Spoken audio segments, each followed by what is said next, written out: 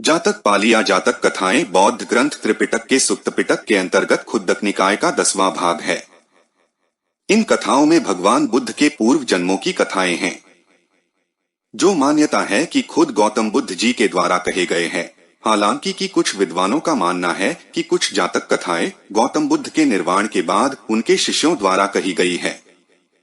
विश्व की प्राचीनतम लिखित कहानियां जातक कथाएं हैं, जिसमें लगभग 600 कहानियां संग्रह की गई है। यह ईसवी संवत से 300 वर्ष पूर्व की घटना है।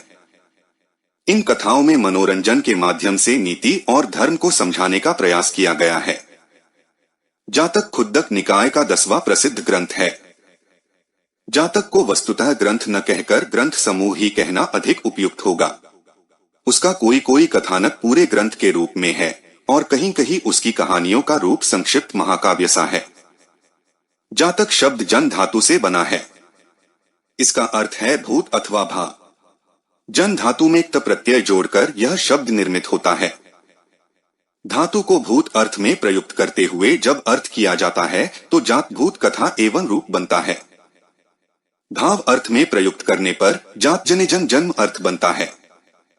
इस तरह जातक शब्द का अर्थ है जात अर्थात जन्म संबंधी। जातक भगवान बुद्ध के पूर्व जन्म संबंधी कथाएं हैं। बुद्धत्व प्राप्त कर लेने की अवस्था से पूर्व भगवान बुद्ध बोधिसत्व कहलाते हैं। वे उस समय बुद्धत्व के लिए उम्मीदवार होते हैं और दान, शील, मैत्री, सत्य आदि 10 पारमिताओं अथवा परिपूर्णताओं का अभ्यास करते हैं। भूत दया के लिए वे अपने प्राणों का अनेक बार बलिदान करते हैं। इस प्रकार वे बुद्धत्व की योग्यता का संपादन करते हैं। बोधिसत्व शब्द का अर्थ ही है बोधि के लिए उद्योगशील प्राणी। बोधि के लिए है सत्वसार, जिसका ऐसा अर्थ भी कुछ विद्वानों ने किया है। पाली सुत्तों में हम अनेक बार पढ़ते हैं, संबोधि प्राप्त होने से पहले, बुद्ध न होने के समय, जब मैं बोधिसत्व ही था आदि। आथ बोधिसत्व से स्पष्ट तात्पर्य ज्ञान, सत्य, दया आदि का अभ्यास करने वाले उस साधक से है जिसका आगे चलकर बुद्ध होना निश्चित है। भगवान बुद्ध भी न केवल अपने अंतिम जन्म में बुद्धत्व प्राप्ति की अवस्था से पूर्व बोधिसत्व रहे थे, बल्कि अपने अनेक पूर्व जन्मों में भी बोधिसत्व की चर्या का उन्होंने पालन किया था। जातक की कथाएं भगवान बुद्ध के इन विभिन्न पूर्व जन्मों से, जबकि वे बोधिसत्व रहे थे, संबंधित हैं। अधिकतर कहानियों में वे प्रधान पात्र के रूप में चित्रित है। कहानी के वे स्वयं नायक है।